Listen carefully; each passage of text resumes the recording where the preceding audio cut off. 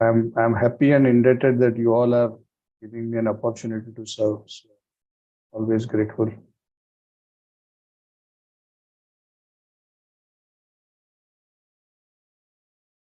Okay, Jai Ho. Okay, let us start with the prayers.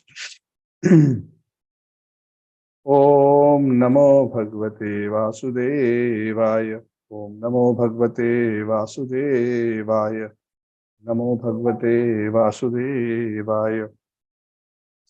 Narayanam Namaskritya Naram Chaiva Narottamam Devim Saraswatim Vyasam Tato Jayamudiraye.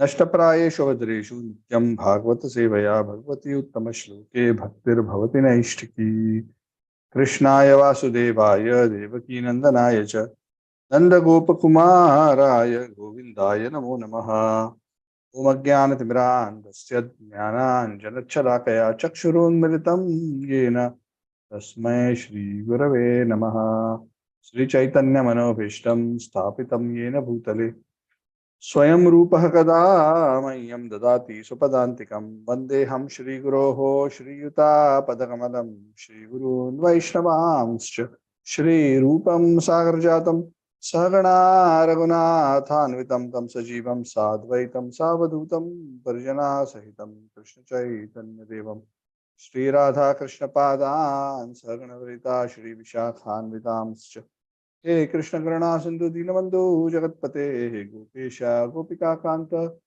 Radha Kant नमोस्तुते तप्त कांचन गौरांगी राधे वृंदावनेश्वरी वृषभानुसुते देवी प्रणमामि हरिप्रिये वंशकल्पतरुभ्यश्च कृपा सिन्धुभ्य एव च पतितानां पावनेभ्यो वैष्णवेभ्यो नमो नमः।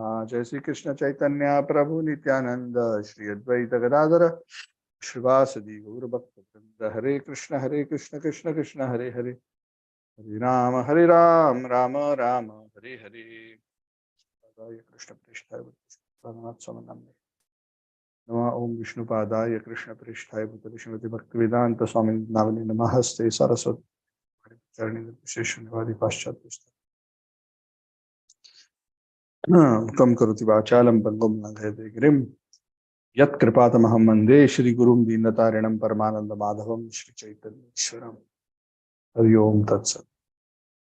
Hare Krishna. So we are commencing chapter 8 of the 5th canto of the Srimad Bhagavad. We are continuing the discussion of Bharat Maharaj. We completed chapter 7 the last time. Today we intend to complete chapter 8, Krishna willing. The chapter 8 is entitled A Description of the Character of Bharat Maharaj. So, a very quick synopsis of what we have discussed. So, Bharat Maharaj is the eldest son of Rishabdev, the most qualified of all the sons. He inherits the leadership position for the kingdom from Rishabdev, and Rishabdev retires and takes up a Avadhuta life. Bharat Maharaj rules in a very, very extraordinary way. We discussed that in great detail the last time, so I'm not going to repeat. He performed his prescribed duties perfectly. But all the things, all that he did, including what may externally seem as ritualistic sacrifices, everything he did with a very clear understanding that all my duties and sacrifices, the ultimate beneficiary is Lord Hari. And I'm actually doing it for his pleasure. Even when he would offer any oblations to the Devatas, he understood actually this Devata is just a representative. He's one of the limbs of the Supreme Lord. So everything he did for as an offering to the Lord. Yat karoshi yadashnashi yat juhosi tadasiyat yat tapasya sikonte yat kurushamadharpana. There is a scope to see each and every activity that one performs, as long as it is not sinful, as an activity of offering of service with the intention to please the Supreme Lord. So very, very extraordinary example. And then after having ruled for 10 million years, he decided to call it quits. Okay, now I also need to set the right example of the next step. See, this is very important. The next generation will follow the standard that the previous generation set. If we haven't seen our fathers, our predecessors setting the right example, material or spiritual predecessors, we have predecessors in both ways. Setting the right example of perfect behavior, of the right level of renunciation, of the right characteristics in terms of integrity, in terms of purity, in terms of truthfulness, in terms of serious commitment to the principles of Krishna consciousness. How will the next generation be inspired? Yadyat acharti shreshtastatpadeve. We see across the Bhagavatam that these leaders, and I'm not just talking about King Bharat, I'm talking about all the various examples that we have discussed so far, all these great kings. And that's why their names are in the Bhagavad. Of course, there were those inglorious kings who have been mentioned in the Bhagavad as a negative example because they happen to be connected to some great personalities. One example is that of King Vena, from whose body Prithu Maharaj appeared through a churning process. There are some negative examples, and negative examples are also there for learning, not so much for criticism. But those personalities are worshipped who have been very cognizant and sensitive to not just personal advancement, but also to set the right example for people to follow, because that is the role of the leader. And that is why even in the Gita, Krishna says that even those who are liberated souls, sometimes when they are a part of a social setup, they will still perform their duties as if they are working just like the common people, just to set the right example. Of course, they will act, but they'll act with detachment to set the right example. So setting that right example is so important, and especially so for leaders. We discussed about how Bharat Maharaj retired into the Pulha ashram area in Haridwar. He was residing in a small ashram that we assume he made with his own hands. I wouldn't even call it an ashram, probably a small bhajan kutir possibly, because he was alone there. It's very clear. And very diligently, he would perform his spiritual sadhana, and he was experiencing such wonderful symptoms of spiritual advancement. So we discussed all this in the last class, and it all seemed, wow, this is all, so perfect. Now, anytime in the next scene, the Vaikuntha Viman will come and the episode will end. Wow. But the interesting thing is that in the Bhagavatam, the Lord says, Padam, Padam, Yada Vipadam. The Bhagavatam says, Padam. This material world is described as danger at every stage, which means until one has become 100% Krishna conscious, there is still some room for Maya to enter.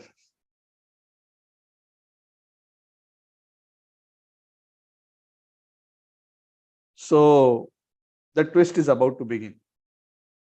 And this chapter is about the twist. So how a happy story took an unpleasant turn because of negligence. Sometimes a person has, in olden times, if you have seen, there are warriors, these knights would be, on horses, they would be covered with armor all over their body. You have seen at least in some pictures or maybe some old classic movies, covered with iron, or chains, and practically nowhere, anywhere you hit, nothing will happen. But then there is that expert archer who knows exactly where is the weak point in your armor.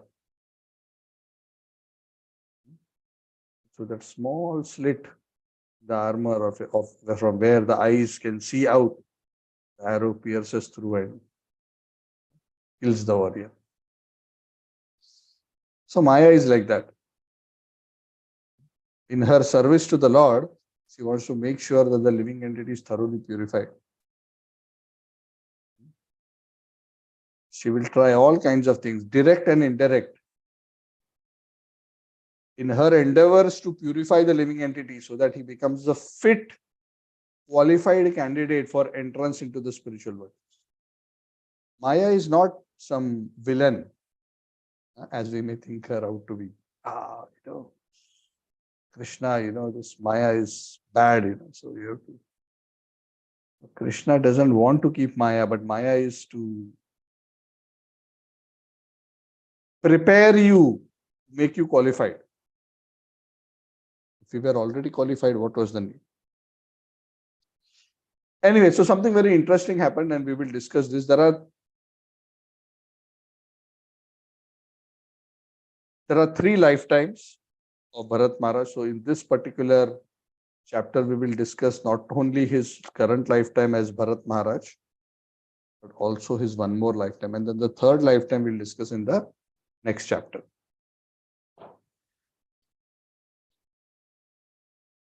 So wonderfully, Bharat Maharaj was spending his days on the bank of the Gandaki river with wonderful meditations, wonderful worship. So one day it so happened, every morning after one morning he got up and he performed his morning duties, cleansed himself, took bath, everything, and he sat on the bank of the Gandaki river.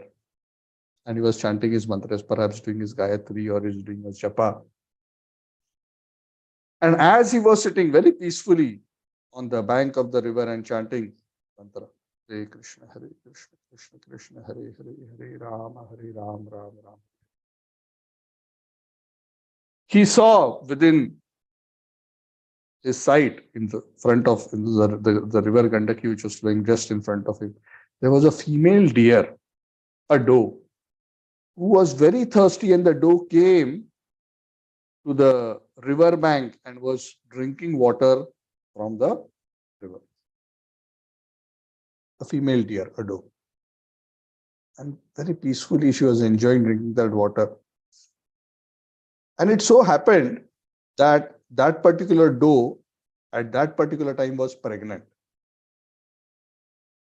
Now, as this doe was, and this is all something which Bharat Maharaj is actively witnessing as he is sitting there, chanting his Japa or Gayatri. There is a lion who's on the prowl, wants to attack this particular doe. And in the animal kingdom, his might is right. Animals can be very cruel. They don't have any discrimination. This is appropriate, this is inappropriate. Of course, even human beings nowadays sometimes are even worse than animals. But anyway, that's another point. So a lion happened to be very close to that particular doe, and the lion let out a loud, ferocious roar. I don't know how many of you have heard a lion roar live. It actually pretty much reverberates. The lion is specially invested with a special potency by the Lord, that the roar is quite terrifying. And this doe who was drinking the water, does and deers, animals in general, especially the weaker animals, they are very, very careful every moment. They are generally scared, They're always looking around here, there, every second. Is there any, predator animal nearby? You can see that in birds also. If you notice birds anytime, continuously looking there, turning around their beak. Even the slightest sound, they quickly fly away somewhere. Because they are so enveloped by fear. Because they know even one moment of neglect, they will become somebody's, breakfast, lunch, or dinner, or maybe even a snack. You never know. Animal kingdom is very terrifying. That's why animal life, if we enter into it, it's a very, it externally seems, wow, they are so nice, it's so wonderful, no tension, no anxiety. They are always in tension and anxiety.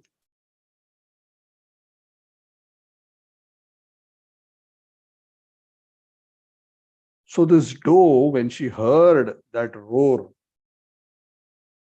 she became so terrified by hearing that sound, thinking that she felt the lion is just about to jump, even though that was not actually the case. But hearing the roar, she was so terrified. She was drinking the water. She had not even finished drinking the water. She just, out of panic, as a impulsive reaction, just jumped as far as she could into the water. And as she suddenly leapt in a terrified state,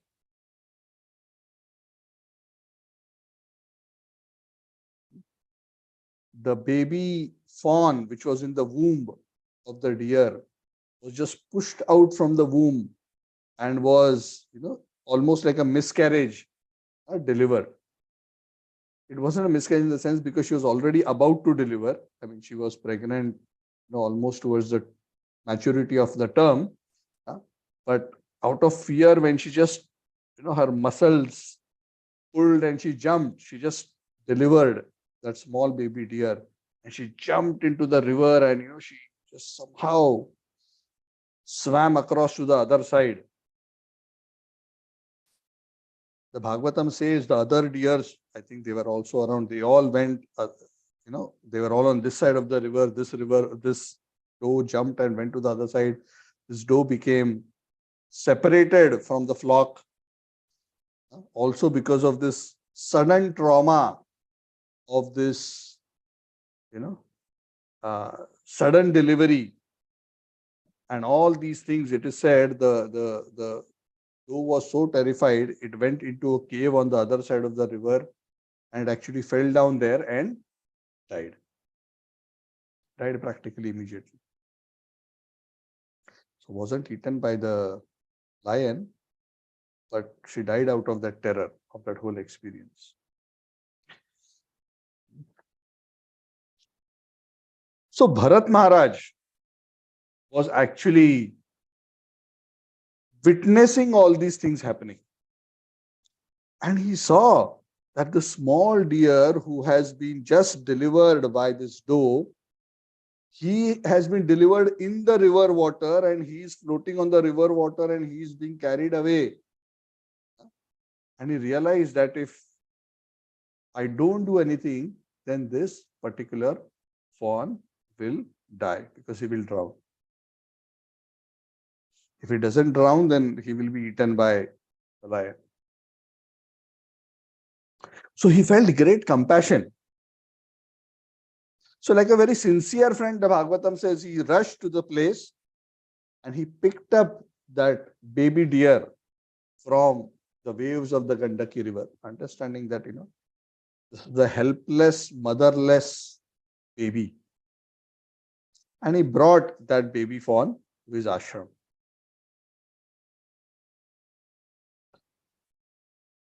And then, thinking that this fawn, this baby is motherless, it has taken shelter of me. There is no one for this baby deer other than me. So now I have to take on the role of mother and father for this baby deer. So he felt that it is his responsibility now to care for the baby deer. So Bharat Maharaj took the baby deer to his ashram and then regularly started caring for the baby deer. And I don't know how many of you have actually seen a baby deer. They are very, very cute. Generally, the young ones of most species are quite cute. I don't know of all species, but especially the deer, very, very sweet, very, very cute. Of course, the deers are cute even when they grow up. So we can imagine how sweet will be, a baby deer. So tiny and so helpless. Not only beautiful,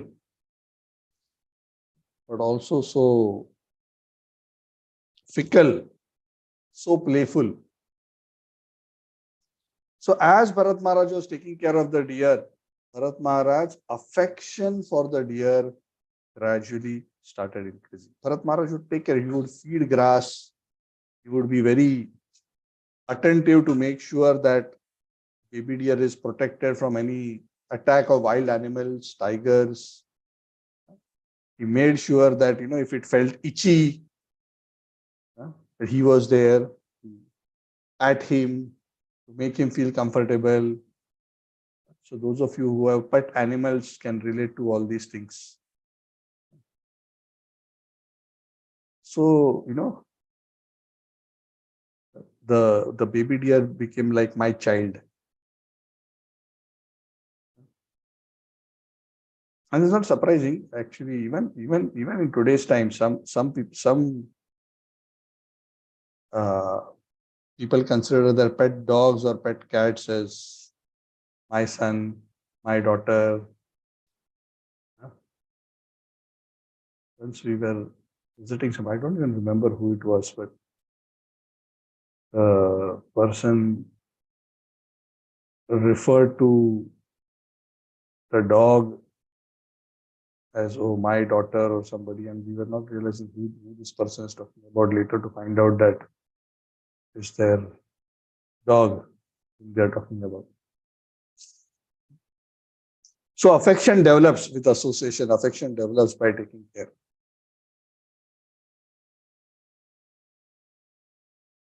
So he would do whatever it took to keep this particular deer comfortable. He would caress it, he would even kiss it.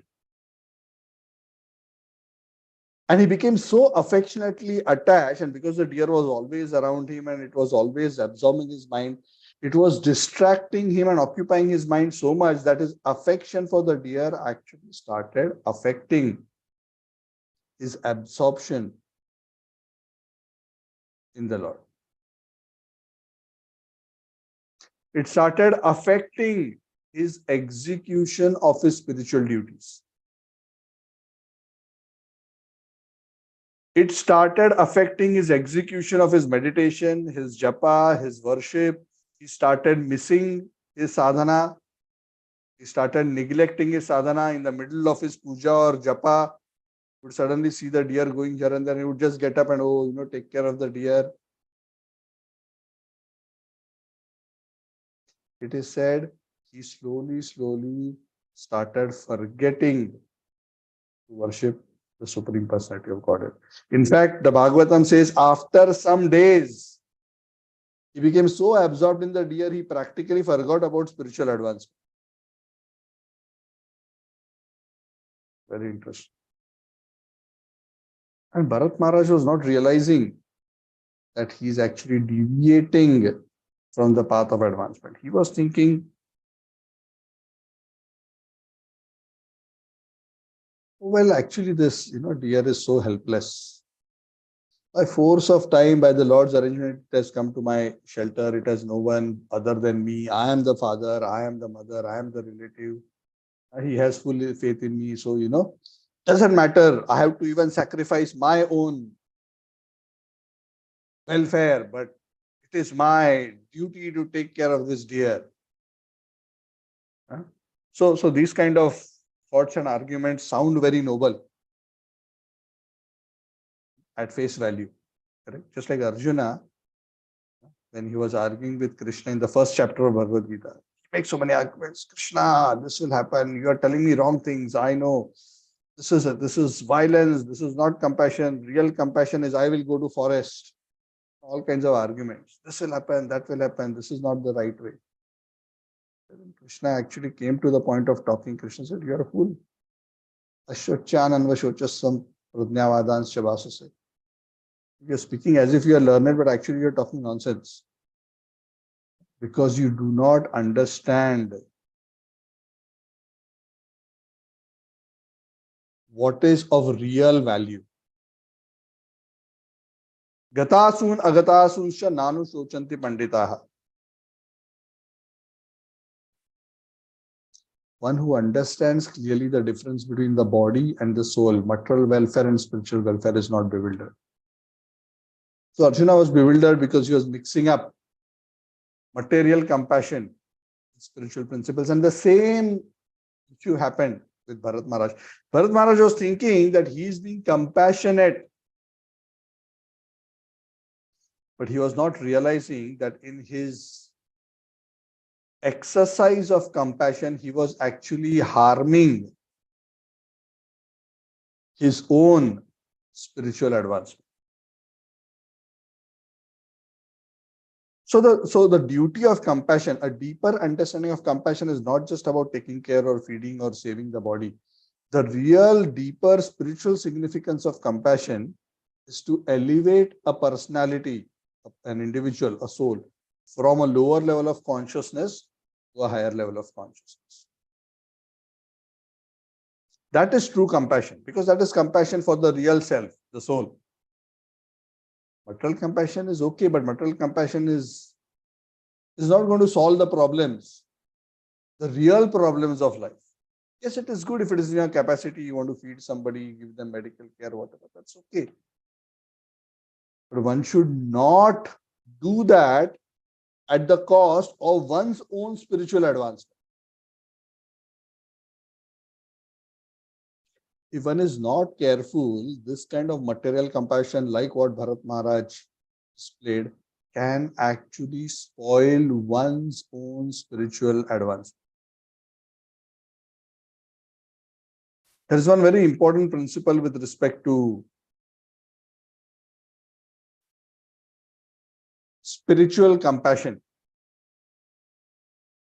And especially we, because many of us are in our society is a missionary society, in the sense that we want to share the message, we want to teach others about spiritual life, we want to help others advance in spiritual life. It is very important that when we are trying to save others, save means elevate them spiritually from a sinful situation to an to a situation of becoming a devotee. When we are trying to save others, we should not ourselves drown in the process of trying to save others.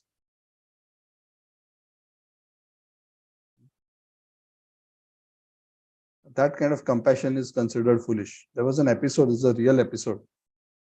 It's a real story. I was hearing this, Govinda Prabhu was mentioning this, I was listening to his class, live class 2 days ago.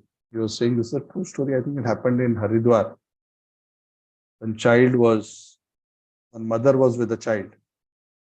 The small child jumped into the Ganges and was struggling with the waves, with the flow, because Ganges flows at quite a rapid rate at Haridwar, if you have seen. So he started to drown. He probably was just taking a dip, but I think he got dragged by the waves. And as he was being pulled by the water, the mother, of course, with all good intention, she jumped into the water to save the child. But the mother did not know swimming. So net, what eventually happened is that the drowning child was saved by some others who jumped into the water and who knew swimming. But the mother drowned because she jumped into the water to try to save the child, but she herself did not know swimming. True story. So child was saved, the mother passed away. Very sad. What to speak of a person who doesn't know swimming? It is said even for a person who is a good swimmer, it is extremely dangerous to try to save a drowning person unless one is trained how to save a drowning person. I'm just giving a material example so we can relate to this. Even those who are trained as lifeguards are told, don't go and try and jump and embrace the person who's about to drown, because they will hold you and they will pull you down. And they will also drown, you will also drown. So instead of one person dying, two people will die. So compassion should be properly executed with intelligence, so that one is safe and at the same time one does adequate intelligent effort to save the other person without exposing oneself to risk. So what is suggested for lifeguards? Do you know? Anybody knows? What is the recommended approach to save? They pull Throw a rope at the drowning person. Throw a rope. Good. Suraj? pull the hair. They Pull don't the allow. hair. Yeah. I don't know. Yeah, that may work, but that can be quite painful. Because So the that thing other is, person, because the danger is when the other person holds to your hand or leg, if they can grip you, and if you are the lifeguard, then your ability to swim becomes affected. That is the problem. So what I've heard is that one should not allow the drowning person to get hold of you, the saver. Either you use a rope, or nowadays the lifeguards are trained to carry the buoy, the ring, the floating ring. Once you get there, ask the person who's drowning to hold on to the ring on one side and you hold on to the ring on the other side. And then you pull them and swim across. I hope you can visualize what I'm saying. So this is at least in today's time, this is what they recommend. And something, and there may be variants of this. But the point is, if one is not intelligent in executing compassion, then one may drown oneself. And especially as preachers of Krishna consciousness, we can also expose ourselves to similar situations if we ourselves are not adequately strong. And we can discuss this point a little bit more towards the end of the class. But I just want to mention this here, that the fault of Bharat Maharaj was not that he saved the deer. That is not the problem. He did the right thing in saving the deer. So please don't, after this class, say anybody is drowning. I have heard the class, Gaur Chandra Das has said, don't save any drowning person, otherwise your spiritual life will be finished. So I didn't save. I just said bye. So that is not the moral of the story. The moral of the story is, the problem was not the saving. The problem was that he became so materially attached to the deer that he started neglecting his own spiritual sadhana. Anyway, we'll discuss a bit more about this point as we progress. But I just thought I wanted to mention this. So this is how he started. He started thinking, oh, I am the savior. I have to protect. He forgot that the real well-wisher, friend, protector is the Lord. Yes, he has to do his part. But he took upon him as his life's mission now to take care of the deer, to the extent that he gave up serving the Lord.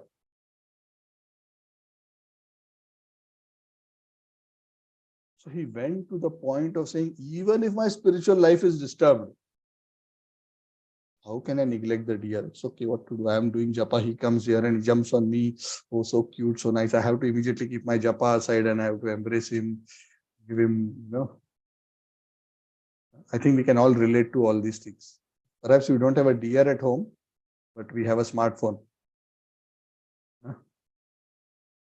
which also demands attention. And we are all guilty of this, myself included. So I'm not pointing fingers at you. And the ting ding notification comes of some message, we are so tempted that just like the deer coming and seeking our attention. So nowadays we don't have to go to the forest, and we have all distractions in our pocket. We don't have to go out seeking anywhere.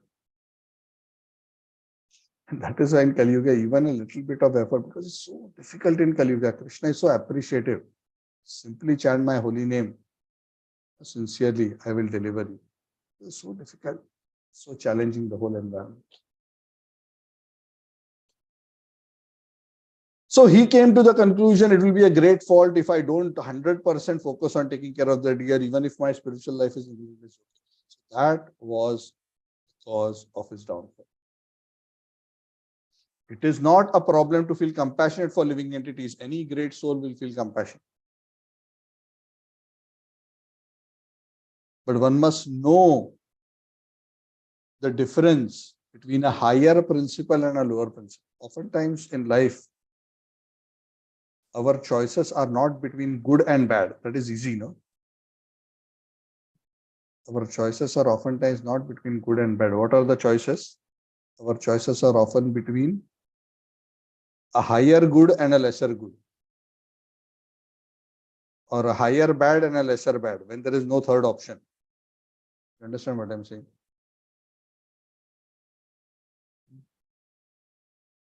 So one has to be spiritually sound to have the right viveka, as they say, sad asada viveka buddhi, to understand, to have the discrimination, to understand what is the decision which will take me towards sad rather than asad. Asato ma sadgamaya, tamaso ma jyotirgamaya, tyor ma amrutam gamaya. Correct? What does this mean? Every point when we have to make a decision, we have to make a decision that will take us to a higher spiritual consciousness. And even while we want to be compassionate to others, we have to be real, we have to be cognizant that to be even able to help others, part of the process of helping others is to first be properly situated ourselves. Is it not? Because if we are not properly situated ourselves, how will we be in a position to actually help or serve others? If I want to be a teacher, first I must study and be a good student and pass the exam with flying colors myself, isn't it? I cannot say, no, I don't want to waste my time studying. No, I want to quickly be a teacher. How is that going to work?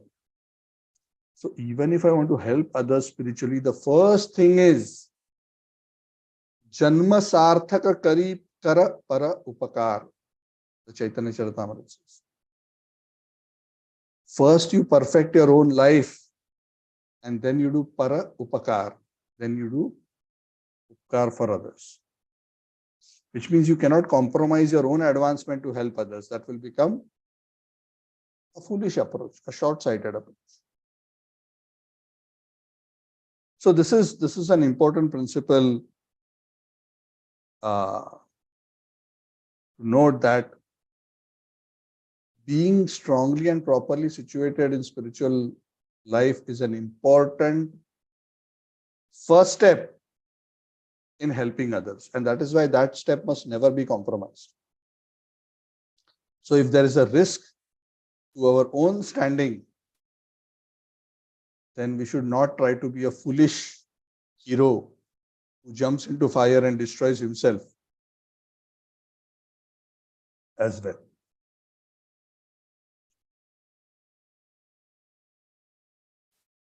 So eventually Bharat Maharaj, he was just spending time with the deer. He was walking with the deer. He would lay down with the deer, bathe with it. He would eat with the deer, put something in his mouth and give something to the deer.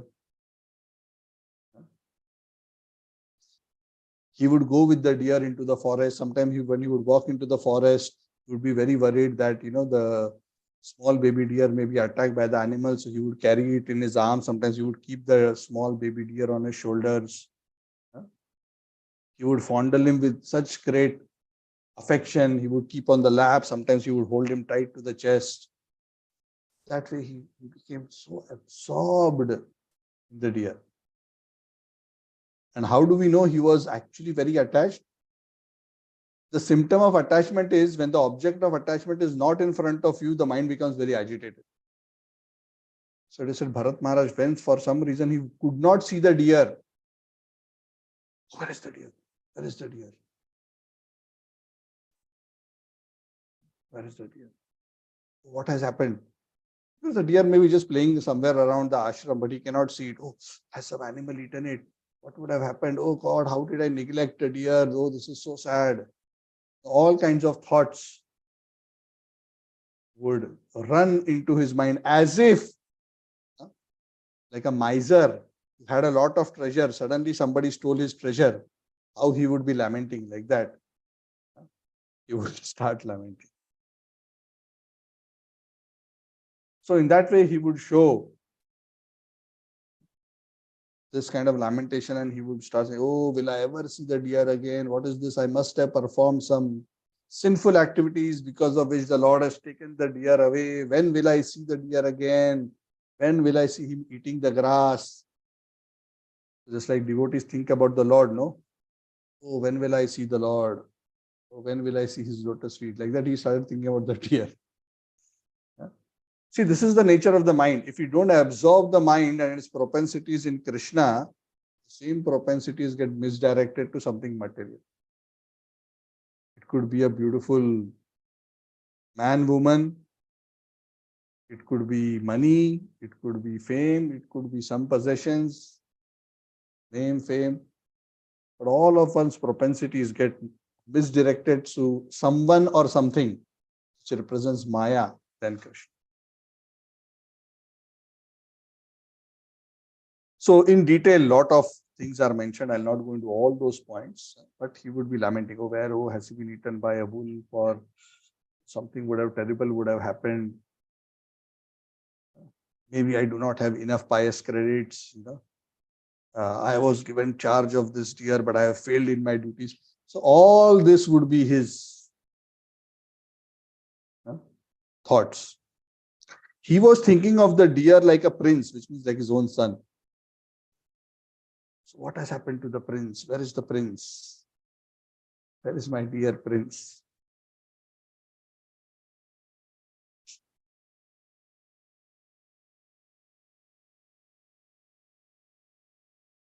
So when things like this would happen, one day he couldn't see the deer, he got up and this way he was so agitated in his mind that he would start speaking like this, almost like he was mad. The Bhagavatam says, like, he's talking like a madman. So Bharat Maharaj got up and he said that he realized he cannot find the deer. He started looking here and there. He started running around here and there. And he couldn't find the deer. Then he saw in one place the footprints of the deer on the ground. And he was so elated to see the footprints, and out of love, oh earth, you are so fortunate. You have the footprints of the deer on you.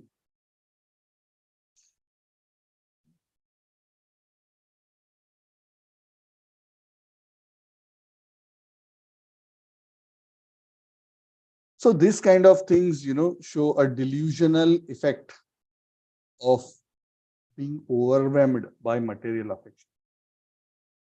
And this happens in material relationships. Deer is just the example here.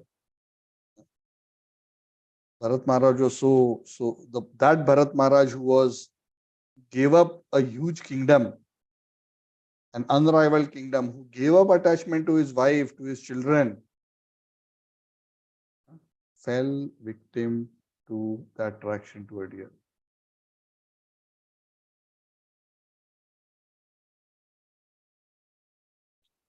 So seeing that footprints, he was lamenting and making various comments, and then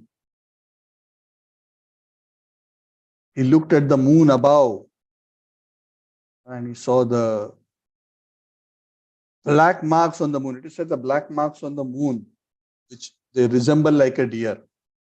Whether you heard deer, some people call it rabbit, some people call it deer, the black marks on the moon.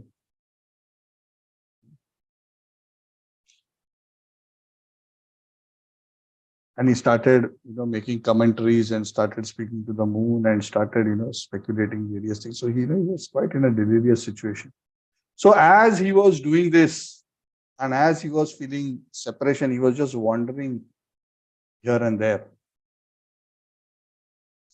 It is said, Shukdev Goswami makes a comment, and I'm not mentioning all the points and all the arguments. There are various thoughts on which he's ruminating. You can read the Bhagavatam. But to keep it concise, Shukdev Goswami says, in this way, Bharat Maharaj was overwhelmed by this uncontrollable desire because of his attachment in the form of it.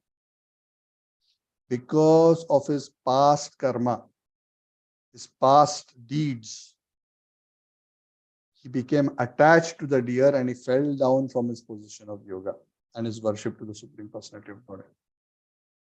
And Shukdev Goswami says, if it was not for his past karma, how would he have been attracted to a deer after having such renunciation and making so much advancement? Those things which are so difficult for people to give up, he had given up. But alas, he fell prey. So definitely there must have been something he has done in the past which brought this situation to him and which trapped him in a way which actually distracted him from his spiritual life.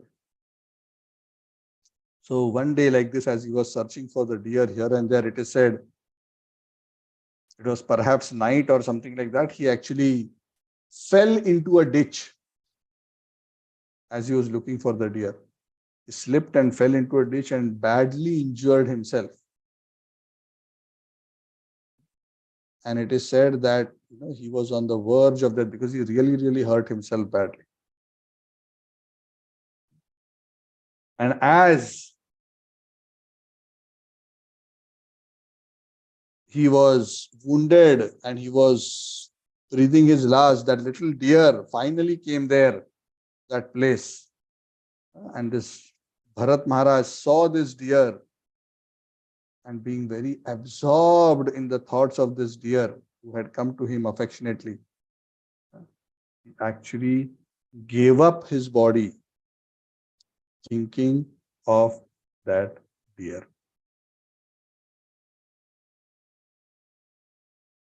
Fell into the ditch, injured himself, and as he was dying, this deer that he was searching for came to that place, came next to him, and his mind became fully absorbed. All that he was thinking was deer. So what will happen to such a person who thinks of the deer at the time of death? What do you think? He becomes a deer in his next life. Can anybody quote a verse from the Gita which supports this point? That state of mind that you think of while leaving this body, you will attain without fail. I don't remember the Sanskrit word. Correct. Very good. Thank you, Amit. Anybody remembers the verse? Antakalesa Smaraneva. I forgot. The Antakale is a slightly different verse. There's a verse very next to it. Is it Bam Api? Yeah. That's all I can remember. Yam vapi smaran bhavam tajantyante kalevaram tam tam evaiti kaunteya sadatad bhava bhavita. Whatever state of mind one has at the time of death, one attains to that state without fail, O Bharata, because of his constant absorption in that state. So if you are continuously absorbed in something, that is what will come into your mind. And because he was so absorbed in the deer, he thought about the deer, he attained the state of a deer, which means a deer in his next life.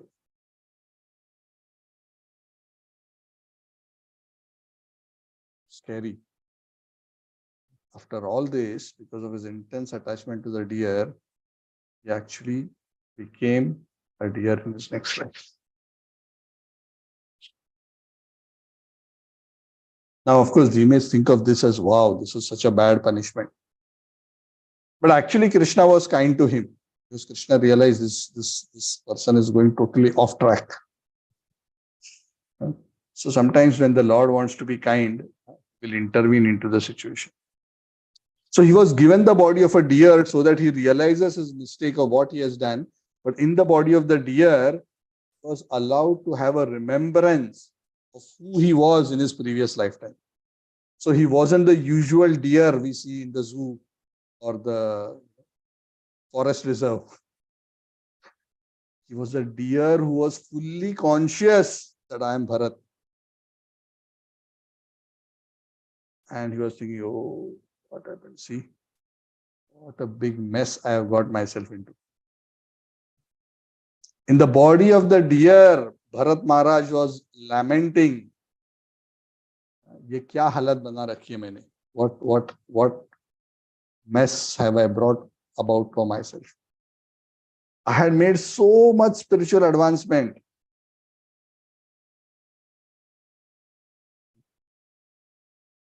But because of this misdirected compassion, how I became totally distracted. And under the pretext of compassion, I just became totally materially attached. I gave up my path of self-realization. I was so absorbed earlier in devotional service, in hearing, thinking, chanting, worshipping. And I was so absorbed in the Lord. But see how I transferred my absorption from the Lord to a deer and lost in the sense, at least got distracted because of my personal foolishness. Because of that, see how I have fallen and now I have become. So in the body of the deer, Bharat Maharaj was given the body of a deer so that he gets some time to reflect on what he has done. Take some time out. Sometimes, when we're in the middle of a lot of mess, we cannot really figure out what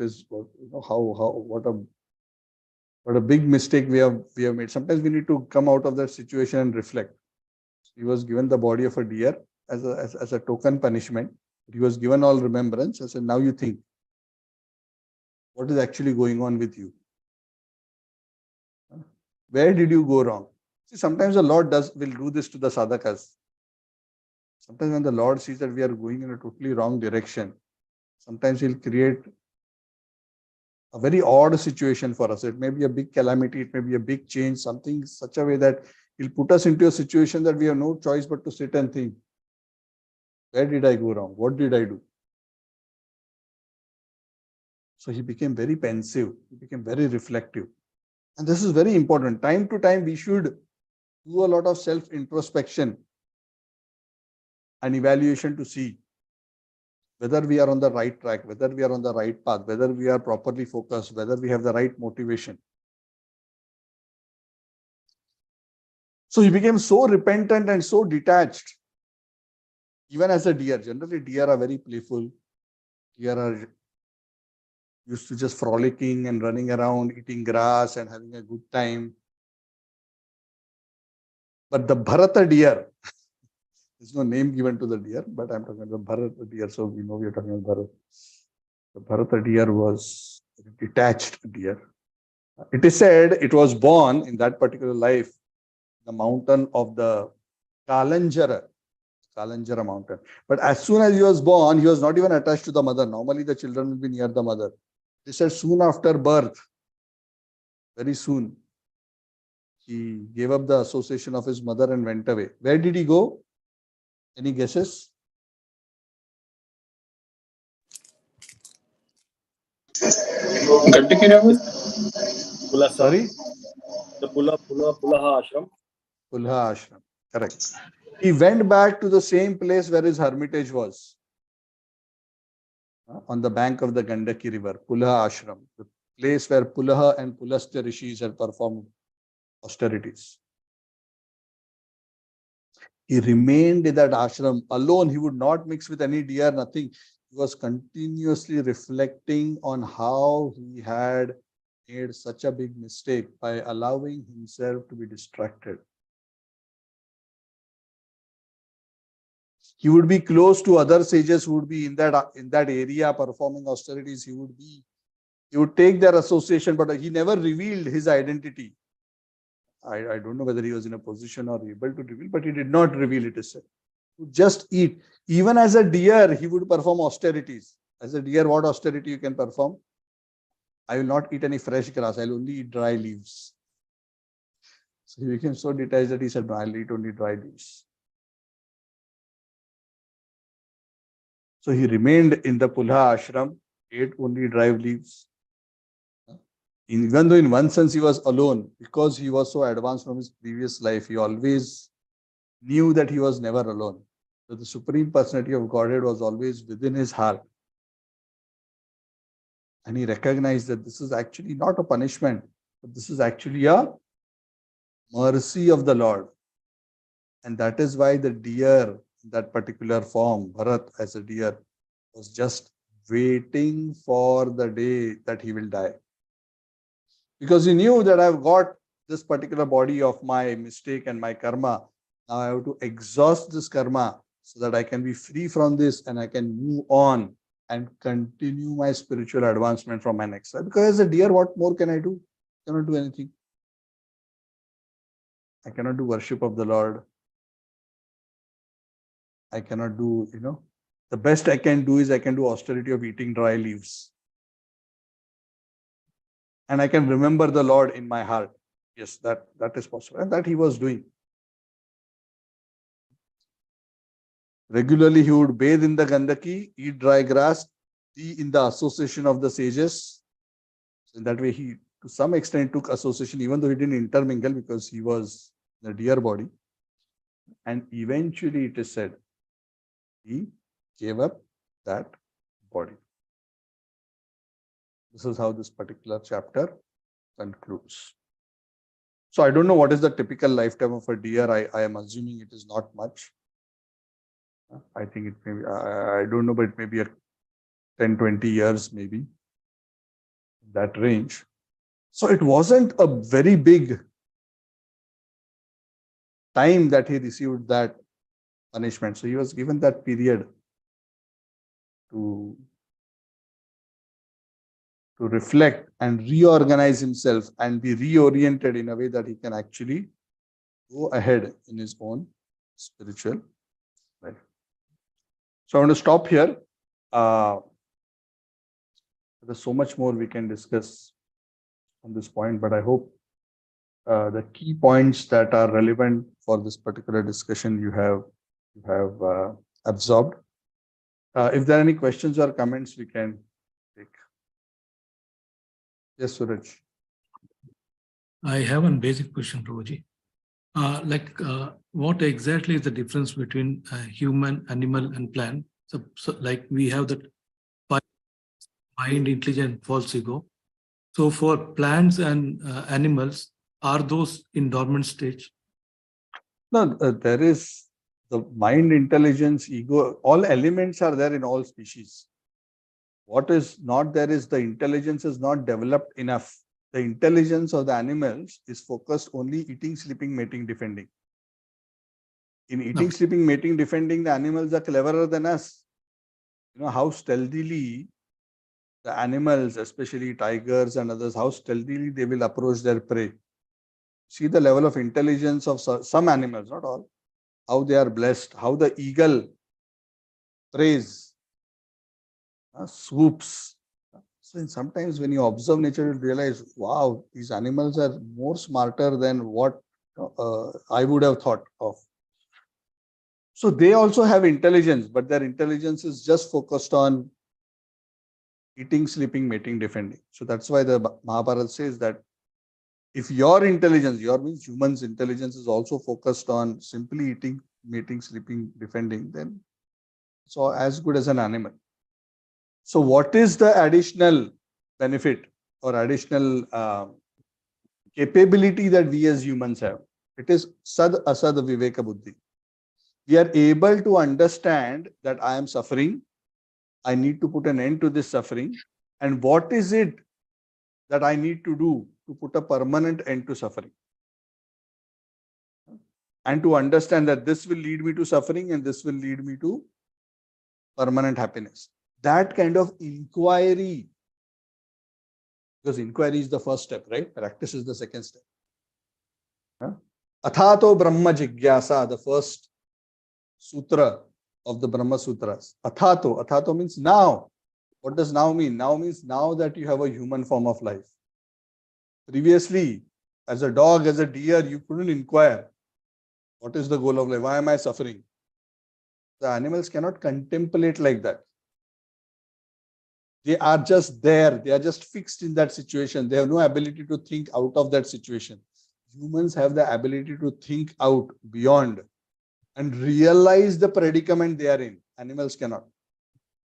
And from that realization, they have the ability to make a higher inquiry and to take a path, a course by which they can put a permanent end to that particular situation. That is why human life is so precious. Good. And Prabhuji, just what about plants, Prabhuji? Because they are still right. They are even a lower stage of consciousness. No? But So we have the 8.4 million species.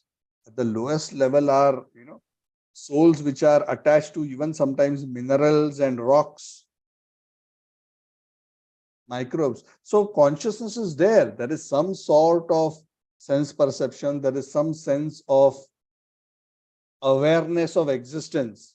But the consciousness is very, very contracted. Yeah. So as one goes to higher species, consciousness gradually starts expanding, first by more sensual perception, then by more functions of the mind, more emotions, more perception, more capacity to think. It's a spectrum. It's not a sudden 0 to 1. But the real turning point is what we spoke about, which is possible only amongst the humans. it's clear. So animals are much more developed in consciousness than the plants, but they cannot inquire either into what we just discussed. So that is why we don't want to just say that animals are not intelligent or humans are intelligent. Humans are intelligent to understand and inquire what is the goal of life, why am I suffering, how I can get out of suffering. That level of intelligence is there. Okay, thank you. Hari Bol. Anything else? Prabhuji Taran here. Yeah, Taran, Hari Bol. Hello. Prabhuji, one question. When we do japa, mind runs in all possible direction during the time in general. So how can we focus during the japa time? Abhyasena kaunteya vairagyena cha guhyate. Arjuna asked this question. Of course, he asked it in the context of meditation, but the principle is still applicable to everyone. He says the mind is like the raging wind. When Arjuna asked Krishna that, that the mind, Vayur iva sudushkaram. How can I fix? So Krishna says, yes, it is definitely difficult, but through constant practice and through detachment. So practice and detachment are the keys of a sadhaka. What does practice mean? Practice means one must put in the right effort. What does right effort mean? Yes, initially the mind will go here and there, but one has to do two things. One, of course, is to try to put ourselves into a surrounding where we are undistracted, correct? Yeah. Preferably, don't keep your phone next to you. Something very difficult, which I am also still struggling with, but that's one of my resolutions. So at least for the 16 rounds. Then no distraction. Then when we chant, we utter the name, the holy name of the Lord distinctly and clearly. This is very important. Hare Krishna, Krishna Krishna, Hare Hare, Hare Rama, Rama Rama, Hare Hare. Utter distinctly, don't be in a rush. Otherwise, it becomes Hare Krishna, Hare Rama, Rama, Hare Hare. Don't do like that. And the important thing for the absorption is just do one thing as far as japa is concerned. Very simple formula, no need to complicate at all.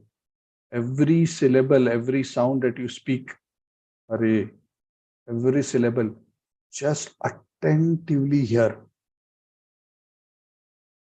attentively hear the sound of the words.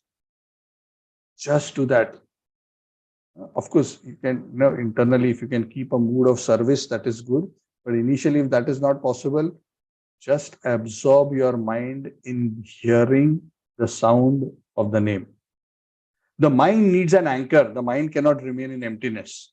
So anchor your mind, your consciousness on the sound of the name.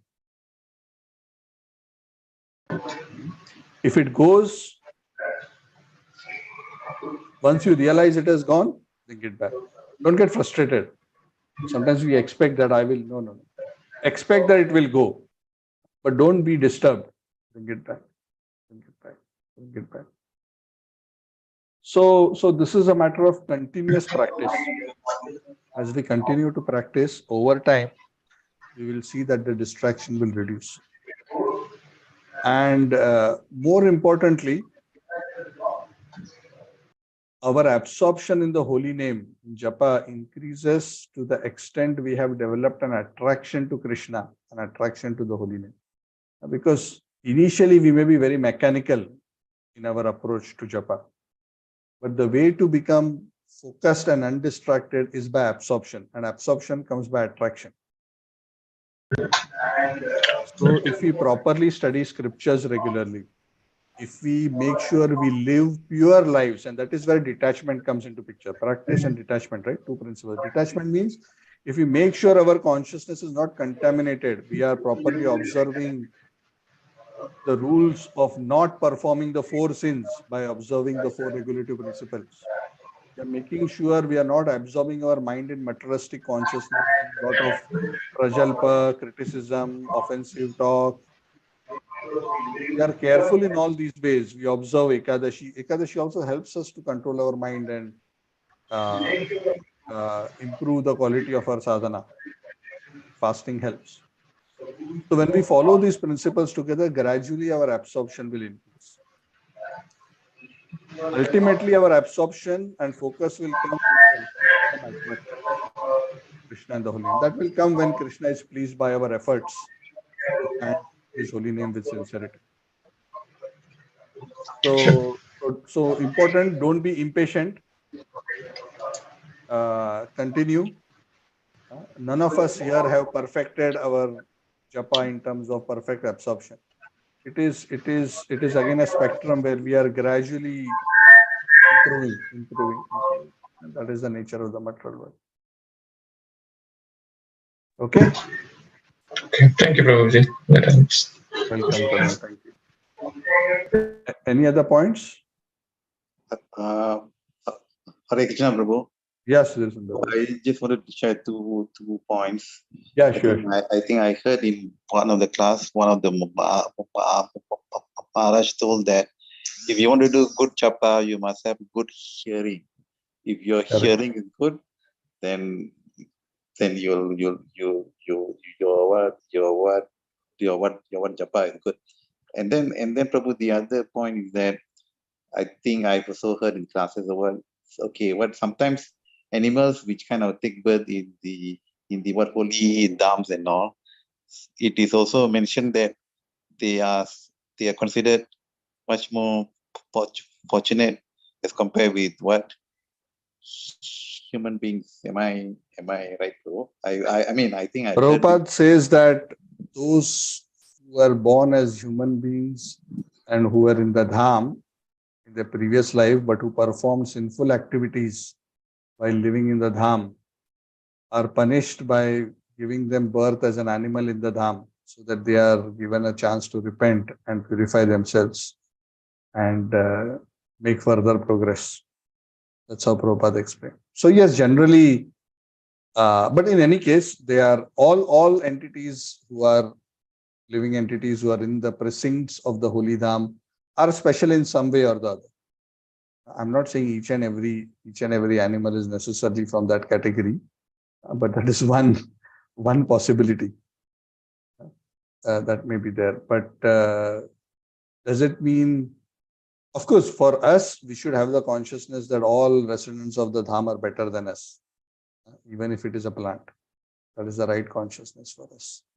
Exactly what is the background of every living entity in there, is hard to say, because we have to understand, even if there are some devotees who are not in the dham but outside, but those who are connected to the dham means those who are carrying the Lord in their heart and preaching are also dhamvasis. Dham doesn't mean that a resident of the dham is not just one who physically stays in the dham. An advanced sadhaka, a sincere sadhaka who was always attached to Radha and Krishna and Vrindavan is actually, this consciousness, also a dhamvasi. So there may be devotees within our society also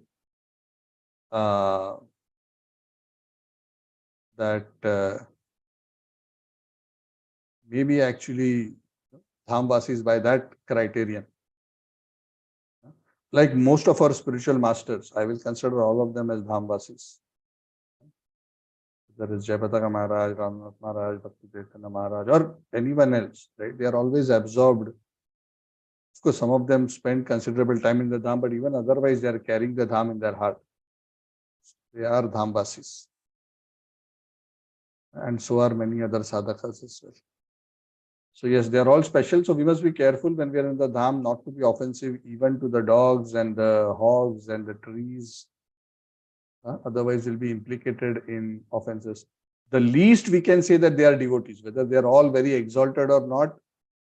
Maybe they are in the category that I just mentioned earlier. We don't know, but they are devotees because there is some special good fortune that has allowed them to be born in that particular very special situation, that they have some very special grace of Radharani and Krishna. Whatever be their antecedents, we may not know. Thank you, Prabhu. Yeah, Thank so you. what you said is correct. Yes. Okay. So wonderful Ekadashi for those who are observing today the fasting. So tomorrow will be the breakfast, apart from Bhaskar, who is breaking his fast now and cooking dal palak. Yes. So, Yeah, we have another 1 hour more. Yeah. Good. So today is Saturday, so I don't. So now we will meet on Wednesday. I don't know if there is any other important occurrence now that Ekadashi is already observed for today. So today is Papa Mochani Ekadashi. So we pray to Ekadashi Devi to remove all our sins so that we can become purified. So the more our sins become destroyed, the more our heart becomes purified. The result of this, how we will know that it is getting purified? We will be able to absorb our consciousness in the holy name more and more. Why are we not able to focus? Because our heart is disturbed by materialistic tendencies. The more our heart becomes purified, the more our sins are destroyed, the more easily we can absorb and fix our consciousness in the holy name. It's very simple. Same for Harikatha.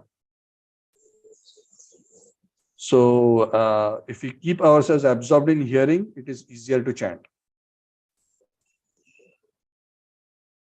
Okay.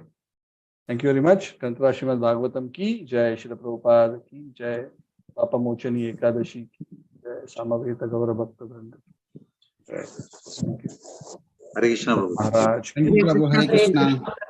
Thank you. Haribo. Thank you, Hare Krishna Prabhu. Thank you, Krishna Prabhuji. Thank you, Prabhu. Hare Krishna. Thank you, Prabhu. Yes, Ashwin. Prabhuji. Ravi, nice to see you. Bhaskar, thank you. Have a good time. Sachi Prema Mataji, Haribol. Rita ji, Hare Krishna. You are on mute. Rita ji, you are trying to speak something I can't hear. Ankan, nice to see you. You are looking in a Babaji form with the mustache and beard. How are you doing? Yeah, good, Prabhuji. Jai. Ankan has, when he was in Malaysia, he was very scrutinizingly studying the Gita and the Bhagavad, right? He has made a lot of notes studying the Bhagavad. He was very absorbed in very deep study. So very good. Okay, so thank you all very much. I will see you all soon. Krishna willing, and have be absorbed in Krishna consciousness. And together we will create a situation that, see, the whole reason we are studying all this and discussing, ultimately, what is our objective?